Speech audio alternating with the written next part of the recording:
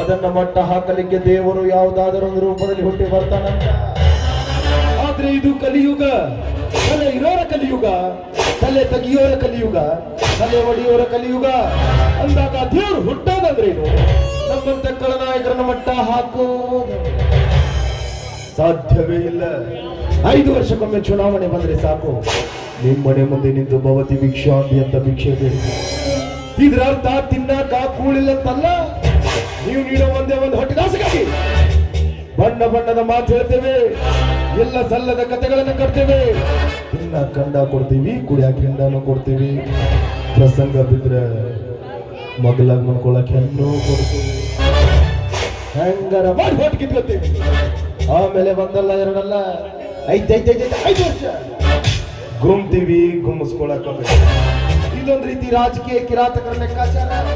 ನಿಮ್ಗೆ ಅರ್ಥ ಆಗಲ್ಲ, ಅರ್ಥ ಆದ್ರೂ ಪಕ್ಕದಲ್ಲಿರೋರಿಗೆ ಹೇಳಲ್ಲ, ಹೇಳಿದ್ರು ತಿಳ್ಕೊಳ್ಳಬಹುದಾನ ಅವನಿಗೆ ಇರಲ್ಲ, ಯಾಕಂದ್ರೆ ಎಲ್ಲರೂ ಬ್ಯೂಸಿ.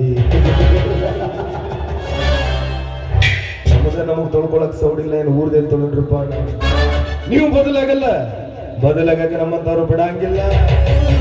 ನೀವು ಯಾವತ್ತಿದ್ರು ಅಲ್ಲೇ ಇರಬೇಕು, ನಾವು ಇಲ್ಲೇ ಇರಬೇಕು. ಇದೊಂದು ರೀತಿ ವೈಟ್ ಕಾಲರ್ ವೆಲನ್ಗಳ ಬಿಸಿನೆಸ್. ಒಬ್ಬ ಪಾನ್ ಶಾಪ್ ಹಾಕ್ದವನು ಬೆಳಕಾಗೋದ್ರೊಳಗೆ 100 200 ಆಗ್ಬೇಕಂತ ಆಸೆ ಪಡ್ತಾನೆ. ಭೂಮಿಲಿ ಒಂದು ಬೀಜ ಬಿತ್ತಿರ ರೈತ ಮಂತೆನೆಗೆ ಆಸೆ ಪಡ್ತಾನೆ. ಇನ್ನಾವ ಆಸೆ ಪಡುತ್ತಪ್ಪ? ಚುನಾವಣೆಯಲ್ಲಿ ಇದ್ದೇ ಮುಸುಡಿ ನಂಬ್ಕೊಂಡು ಓಟ್ಗೆ 500,000 ಹಂಚಿದೀವಲ್ಲ, ಹೆಂಗ್ ತೆಗಿಬೇಕ್ರಿಪ್ಪ? ಹೆಂಗ್ ತೆಗಿಬೇಕು? ಭೂಮಿ ಮೇಲೆ ಬೀಜ ಬಿತ್ತಿದೀವಿ ಅಂದ್ಮೇಲೆ ಭೂಮಿ ಮೇಲೆ ತಕೋಬೇಡ. ನಿಮ್ಮ ತಲೆ ಮೇಲೆ ಬಂಡವಾಳ ಹಾಕಿದೀವಿ ಅಂದ್ಮೇಲೆ ನಿಮ್ಮ ತಲೆ ಮೇಲೆ ತಕೋಬೇಡ. ತಲೆ ಬಡ್ದಾದ್ರು ತೆಗಿತೀವಿ, ತಲೆ ಕಡ್ದಾದ್ರು ಒಟ್ಟಿನೊಳಗೆ ಹಿಂದೆ ಬಿದ್ದಿರೋ ಬೋಕು ಮುಚ್ಕೋಬೇಕು ಅಷ್ಟೇ. ಸರ್ಕಾರಿ ಸಾಲಿ ಮಾಡಿಕೊಡ್ರಿ, ದವಾಖಾನಿ ಮಾಡಿಕೊಡ್ರಿ, ರೋಡ್ ಕೆಟ್ಟ ರೋಡ್ ಮಾಡಿಕೊಡ್ರಿ ಅಂದ್ರ ಹಿಂದೆ ಬಿದ್ದಿರೋ ಬೋಕ್ ಯಾರ?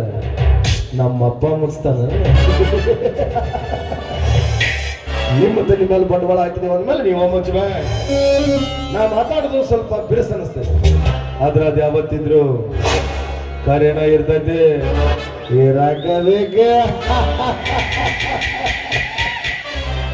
ದುಡ್ಡಿನಾಗ ದೊಡ್ಡವ ಈ ಶ್ರೀಕಾಂತ್ ಗೌಡ, ಸೊಕ್ಕಿನಾಗ ದೊಡ್ಡವ ಈ ಶ್ರೀಕಾಂತ್ ಗೌಡ, ದೌಲತ್ತಿನಾಗ ದೊಡ್ಡವ ಈ ಶ್ರೀಕಾಂತ್ ಗೌಡ. ಇಂಥ ಶ್ರೀಕಾಂತ್ ಗೌಡ ನಿಧಿಗೆನ ಬೊಟ್ಟಿಟ್ಟು ಮಾತಾಡ್ತೀಯ ಧರ್ಮ್ಯ? ತುತ್ತು ಕೂಳಿಗಾಗಿ ಮತ್ತೊಬ್ಬರ ಮನೆಯಿಂದ ಕೈ ಬಟ್ಟಿ ನಿಲ್ಲೋ ದರಿದ್ರ ಜಾತಿಗೆ ಸೇರಿದ ನನ್ನನ್ನ ಎದುರು ಹಾಕೊಳ್ಳೋ ಮುಂಚೆ ವಿಚಾರ ಮಾಡ್ಬೇಕಿತ್ತು. ಇವನು ಶಕುನಿಯ ಕುಲದವನು, ಕೈಯಿಂದ ಆಗ್ಲಿಲ್ಲ ಅಂದ್ರೆ ಕೈಯಿಂದಾದ್ರೂ ಮಾಡ್ಯ ತೋರಿಸ್ತಾನೆ. ಅದು ಈ ಶ್ರೀಕಾಂತ್ ಗೌಡ. ಇವನು ಹೂ ಅಂದ್ರೆ ಪ್ರೇಮಿ, ಹೂ ಅಂದ್ರೆ ಸುನಾಮಿ. ಒಮ್ಮೆ ಸುನಾಮಿ ಅಬ್ಬರಿಸಿ ಬಬ್ಬಿದ್ರೆ ಎದುರಾಳಿ ಯಾರ ಇರ್ಲಿ, ನಡಕ್ ಮುರ್ಕೊಂಡು ಪಾದದಡಿ ಬೀಳಲೇಬೇಕು. ಅದು ಈ ಶ್ರೀಕಾಂತ್ ಗೌಡ. ನಾನ ಬೇರೆ, ನನ್ನ ಸ್ಟೈಲ ಬೇರೆ.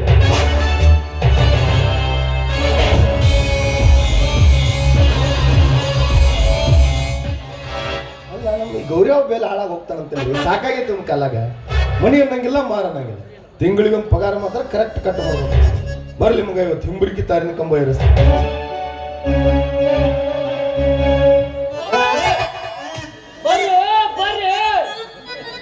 ಈಗ ಬರ್ರಿ, ಒಬ್ಬ ಸಿಕ್ಕಿ ಬಡಿತೀರಿ ನಲ್ಲಿ ಬರ್ರಿ. ಇಲ್ಲ ಗೌಡ್ರ ಮನೆಗೆ ಸಣ್ಣ ಕಡಿತಾ ಗೌಡ್ರ, ನೀವ ಕಡ್ಪಾಡ್ರಿ ನನ್ನ. ಯಾಕಲೇ ಏನಂತ ಬಡಿಯಾಕತ್ತಾನ್ರಿ ಅವ ದರಿಮ್ಯಾರಿ. ಎದರ ಸಲುವಾಗಿ? ಏನೋ ನಮ್ಮ ದನಗಳೆಲ್ಲ ಹೊಕ್ಕ ಅಲ್ಲ, ಅವ್ರ ಬೆಳೆ ಎಲ್ಲ ಹಾಳು ಮಾಡಿಬಿಟ್ಟವ್ರಿ. ಅದೇನ್ ದೊಡ್ಡ ವಿಷಯ ಬಿಡು. ಗೌಡ್ರ ಟೂರ್ ಹೋಗ್ಕೊಂಬೈತಾರ, ಗೌಡ್ರ ದನ ಆಟ ಮಂದಿ ಹೊಲ ಅಷ್ಟೆಲ್ಲ ಏನಂತ ಬಾಯಿ ಬಂದಂಗ ಬೇಕತ್ತನ್ರಿ. ಏನಂತ? ಏ ಮಂಗ್ಯಾನ ಮಗನ, ಏ ಹುಚ್ಚ ಗೊತ್ತಾಗಿಲ್ಲ ನಿನಗ? ಹಂಗ ನನಗೆ ಬೇಕತ್ತನ್ರಿ. ನಿನ್ನ ಬುದ್ಧಿ ಗೊತ್ತಿಲ್ಲ ನನಗೆ. ಮಂದಿ ಹೆಸರು ಹೇಳೋದು ಗುಮ್ಮಕ್ಕೆ ಹೋಗ್ಬೇಡ. ಗೌಡ್ರ ನನಗೆ ಗುಮ್ಮು ತಿಂಡಿ ಆಗೈತ್ರ ಅಂತೇಳಿ ಮುಂದೆ ಕೂತ್ಕೊಂಡು ನಿನಗೂ ಹೊಸದಲ್ಲ, ನನಗೂ ಹೊಸದಲ್ಲ. ಅಷ್ಟು ದಿಮಾಕಿನಲ್ಲಿ ಮಗ್ಗ ದಿವಸ ರೇಷನ್ ಅಂಗಡಿ ಮುಂದೆ ನಂಬರ್ ಚಕ್ಕಿ ತಿನ್ನೋಂಗ ಅಷ್ಟು ದಿಮಾಕಿರ್ಬೇಕಾದ. ದಿವಸ ಸೋನಾ ಮಸೂರಿ ಮಮ್ಮ ತಿನ್ನಾರ ನಾವು, ನಮಗೆ ಅಷ್ಟು ದಿಮಾಕಿರಬಾರ್ದಲ್ಲಿ. ಅದಕ್ಕೇನ್ ಹೇಳಿ ಬಂದಿ? ಅದಕ್ಕ ಅವ ಅಂದ್ರಿ ನನಗ ಏನಂತ? ನಿನ್ನ ತಿಂಡಿರ ಏನು ಅದು ನನಗಂದ್ರಿ ಅವಂಗ. ಅದಕ್ಕೆ ನಾ ಹೇಳ್ರಿ, ಅವ ನನ್ನ ತಿಂಡಿ ಏನೂ ಇಲ್ಲಪ್ಪ, ನನ್ನ ತಿಂಡಿ ಮುಗಿದ 3 ದಿವಸ ಆಗೈತಿ. ನಿನ್ನ ತಿಂಡಿ ಇರ್ತಾರ ಬಾ ನಮ್ ಗಡ ಅಂತ ಹೇಳಿ ಬಂದ್ರಿ. ಹಾದಿನ ಹೋಗುದೇ ಅವತ್ತು ಮನ್ಯಾಗ ಹೋಗ್ಸವನ್ಲೆ ಹಾದಾನ ವಿಷಯ ಹಾದಾಗ ಮುಗಿಸಿ ಬರ್ಬೇಕು. ಓ ಗಂಗಣ್ಣ ನಾವ್ ಒಬ್ಬ ಗುಮ್ಸೋಲ್ಲನ ಬರ್ತಾನೆ ಇನ್ನೂ ಹಿಡ್ದ ಆಯ್ತು ಬಂದು ಕೇಳಿದ್ವಿ ಅವ್ನು ಸರಿಯಾದ ಉತ್ತರ ನಾ ಕೊಟ್ಟು ಕಳಿಸ್ತೀನಿ. ನೀವು ಮೂರು ಮುಚ್ಕೊಂಡ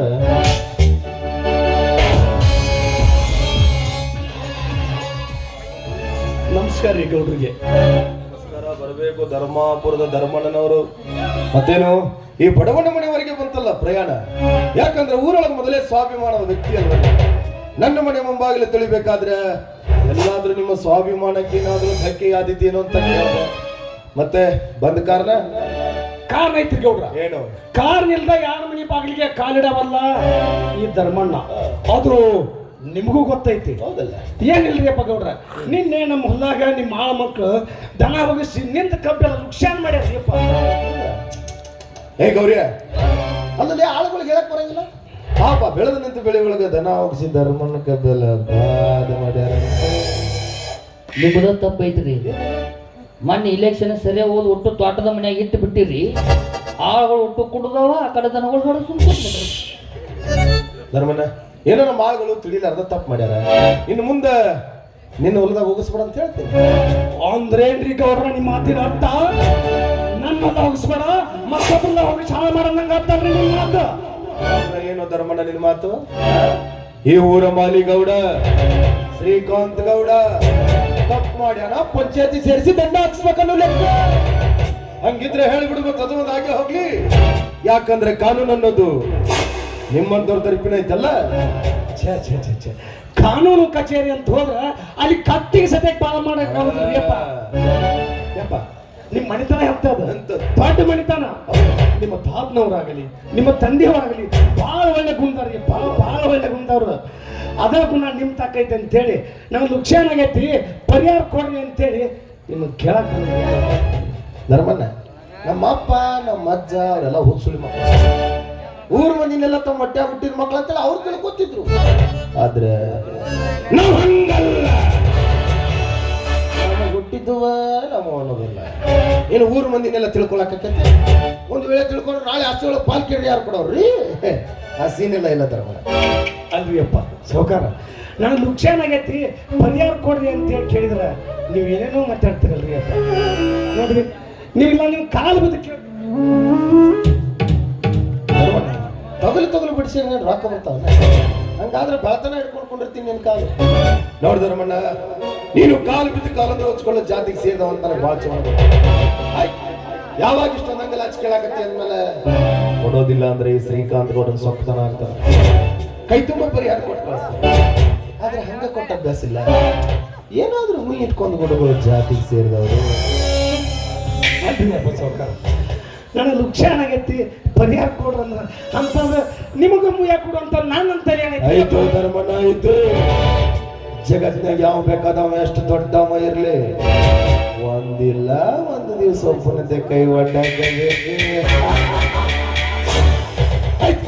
ನನಗೆ ಬೇಕಾಗಿರೋ ವಸ್ತು ನಿನ್ನ ಹತ್ರ ಐತಿ, ನಿನಗೆ ಬೇಕಾಗಿರೋದು ಸ್ವಲ್ಪ ದೊಡ್ಡ ಮನಸ್ಸು ಮಾಡಿ ಅದೆಲ್ಲ ಬದಲು ಮಾಡ್ಕೊಂಡ್ರೆ ಇಬ್ಬರಿಗೆ ಅನುಕೂಲ ಅಲ್ರಿ ಸೌಕಾರ.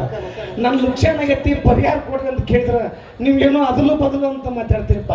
ನನ್ನ ಅನ್ನಕ್ಕೆ ಏನೈತ್ರಿ ಅಪ್ಪ, ಅದ ಒಂದು 3 ಪರ್ತಾಸ್ ಮನಿರಿ, ಅದೊಂದು 3 ಎಕರೆ ಹೊಲರಿ. ನಮ್ಮ ತಮ್ಮ ಬೇರೆ ಬೆಂಗಳೂರು ಶಾಲೆ ಕಲಿತಾರ್ರಿ ಅಪ್ಪ. ಏನಾರು ದುಡ್ಡು ಬೇಕಾದ್ರೆ ನಾನು ದುಡ್ಡು ಕಳಿಸ್ಬೇಕ್ರಿ ಅಪ್ಪ. ಅಂಥದ್ರಾಗ ನೀವು ಆಟುಪಾಡಿ ಮ್ಯಾಗ ದೀಪ ಇಟ್ಟಂಗೆ ಮಾತಾಡಿದ್ರೆ ನನಗಿದ್ರ ಏನೂ ತಿಳಿಯೋದ್ರಿ. ಸ್ವಲ್ಪ ತಿಳಿಯೋಂಗೆ ಹೇಳಲ್ಲ, ನನಗೂ ತಿಳ್ಕೊಳ್ಳೋ ಶಕ್ತಿನೇ ಐತ್ರಿ ಅಪ್ಪ. ಗೌಡ್ರ ಮೊದಲ ಹೋಮ ನನ್ನ ಮಗಾರಿ ಒಂದು ಸೂಜಿ ಚುಚ್ಚಿ 60-70 ರೂಪಾಯಿ ಬಿಲ್ ಮಾಡ್ತಾನೆ. ಏನ್ ಗೊತ್ತಾಗತ್ರಿ ಅವಾಗ? ಸ್ವಲ್ಪ ತಿಳಿಸಿ ಹೇಳ್ರಿ. ಇದು ಕೇಳ್ರಿ, ಇದು ಏನಿಲ್ಲ ಧರ್ಮಣ್ಣ, ಕೈ ತುಂಬ ದುಡ್ಡು ಕೊಟ್ಟು ಕಳಿಸ್ತಾರೆ, ತಮ್ಮನ ಶಿಕ್ಷಣ ಕೊಡಿಸ್ತಾರೆ. ಆದ್ರೆ ನೀನು ಬಿಂದಾಸ. ಆದ್ರೆ ಅದಕ್ಕೆ ಪ್ರತಿಯಾಗಿ ಒಂದು ದಿವಸ ನಿನ್ನ ಹೆಂಡತಿನ ಕಳಿಸ್ಕೊಡ್ರಿ. ಮಾತು ನೋಡಿದ್ರ ನನ್ನ ತಾಯಿ ನಾನು ಬೇಕು ಅನ್ನೋಂಗಾಗತ್ತ. ಏ ಹುಚ್ಚ ನನ್ನ ಮಗನ, ಏ ಪದ್ಮಾಸ್ ನನ್ನ ಮಗನ, ಏ ಕತ್ತಿ ಅಂತ ನನ್ನ ಮಗನ. ಬಾಡೂರು ಮಣಿ ಹೆಣ್ಣು ಮಕ್ಕಳು ಅಂದ್ರ ಏನಂತ ತಿಳಿದಿದೆ ಗೌಡ?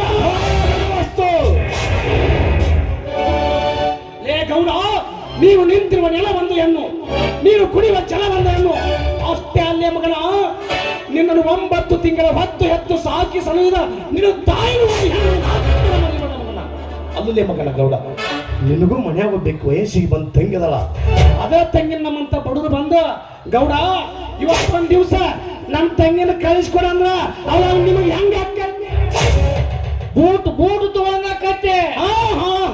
ಮಕ್ಕಳ ನೀವು ಶ್ರೀಮಂತರು ಬೂಟ್ ತಗೋತೀರಿ, ನಾವು ರೈತರ ಮೆಟ್ಟ ಹರಿತಾವ. ನಾ ತಿಳ್ಕೊಂಡಿದ್ದೆ ಇದೊಂದು ದೇವಸ್ಥಾನ, ಇನ್ನೊಬ್ಬ ದೇವರು ಅಂತ. ದೇವಸ್ಥಾನಗಿದ್ರ ಕಾಯಕರಪ್ಪ ತಂದು ಪೂಜೆ ಮಾಡಬಹುದಾಗಿತ್ತು. ಇಂಥ ದೇವಕ್ಕೆ ಅದರಲ್ಲೇ ಪೂಜೆ ಮಾಡ್ಬೇಕ್ರಿ ಹಿರಿಯರ. ಎಡಗಾಲ ಚಪ್ಪಲ್ಲೇ ಪೂಜೆ ಮಾಡ್ಬೇಕು.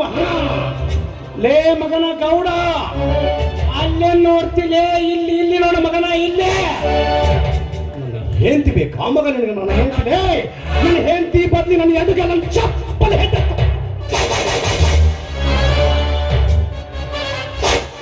ಗೌಡ, ಈ ವಿಷಯ ಇಷ್ಟಕ್ಕೆ ಮುಗಿಸಿದೆ, ಅದು ನನಗೂ ಒಳ್ಳೆಯದು, ನಿನಗೂ ಒಳ್ಳೆಯದು. ನೀ ಮಾತಾಡಿದ ಸರಿ ಅಂತ ಮುಂದುವರ್ಸಿದಿ, ನಿನ್ನ ರುಂಡವನ್ನು ಕಡಿದು ನಮ್ಮ ಮೂರಿನ ಋಷಿ ಬಾಗಿಲಿಯ ಕಟ್ಟ ಬಿದ್ದರೆ ನನ್ನ ಹೆಸರು ಧರ್ಮ ಹಬ್ಬದ ಧರ್ಮನೇ ಅಲ್ಲ. ಅದೊಂದು ಕಾಲನ್ ಚಪ್ಪಲಲ್ಲೇ ಇರ್ಲಿ. ಯಾಕ ನನ್ನ ನೆನಪಾದ ನಿನ್ನ ಮುಟ್ಟಿ ನೋಡ್ಕೊಳಕ್ ಬೇಕಲ್ಲ.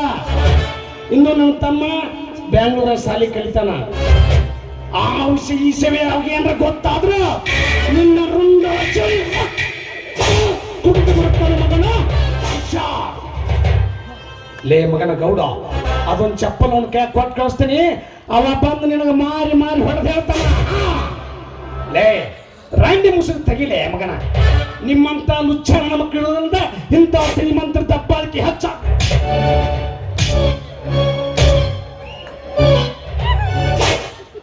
ಗೌಡ, ಈ ವಿಷಯ ಇಷ್ಟಕ್ಕೆ ಮುಗಿಸಿದೆ, ಅದು ನನಗೂ ಒಳ್ಳೆಯದು, ನಿನಗೂ ಒಳ್ಳೆಯದು. ನೀ ಮಾತಾಡಿದ ಮಾರ್ಗ ಅಂತ ಮುಂದುವರಿಸಿದಿ, ನನ್ನ ಕೈಯಾಗ ನನ್ನ ಜೀವ ಹೋಗುತ್ತಿಲ್ಲ ಗೌಡ. ಬರ್ತೀನಿ.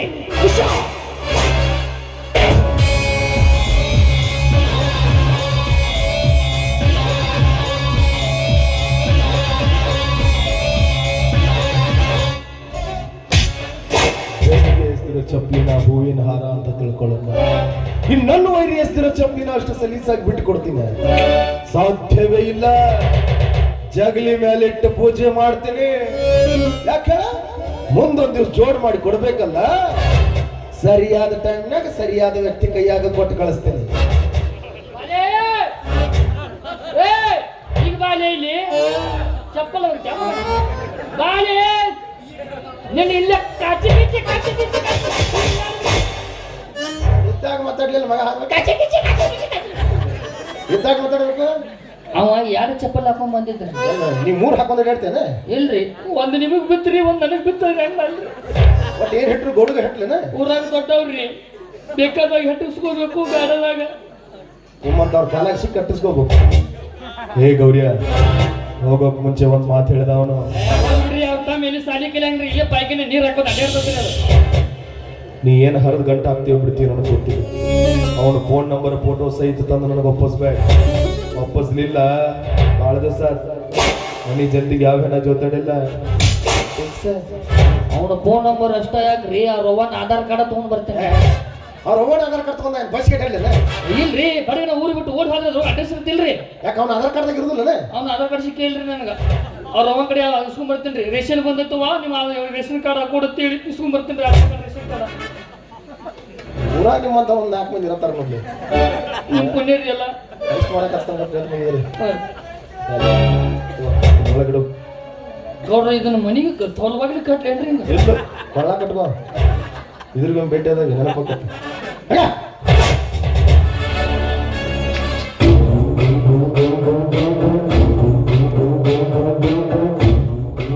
ಶಬಾಷ್ ಧರ್ಮಣ್ಣ, ಶಬಾಷ್. ನನ್ನ ಮನೆಗೆ ಬಂದು ನನ್ನ ಎದುರು ನಿಂತು ನನ್ನ ಎದುಗಿನ ಬೊಟ್ಟಿಟ್ಟು ಮಾತಾಡ್ತಿ ಅಂದ್ರ ಲಕ್ಷ ಬೇಕಿಯ ಮಗನ ನೀನು ಗಂಡಸ್ತನ.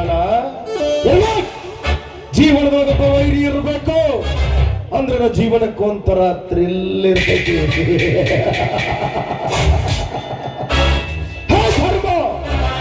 ಧರ್ಮ ಕರ್ಮಗಳ ಯುದ್ಧದಲ್ಲಿ ಗೆದ್ದದ್ದು ಧರ್ಮನೇ ಇರಬಹುದು, ಆದ್ರ ಕೊನೆಯ ಪ್ರವೇಶದವರೆಗೂ ಧರ್ಮದ ನೆತ್ತಿಯ ಮೇಲೆ ಕಾಲಿಟ್ಟು ಅಟ್ಟಾಸ ಮೆರೆಯೋದು ಈ ಶ್ರೀಕಾಂತ್ ಗೌಡನ ಕರ್ಮ ಅನ್ನೋದು ನೆನಪಿರಲಿ. ಕುತ್ತಕ್ಕೆ ಅವಲ ನಾ ಟ್ರೈನಿಂಗ್ ತಗೊಂಡು ವಿಲನ್ ಆದವನಲ್ಲ, ಹುಟ್ಟುವಾಗ್ಲೇ ವಿಲನ್ ಅಂತ ಹುಟ್ಟಿದವನು.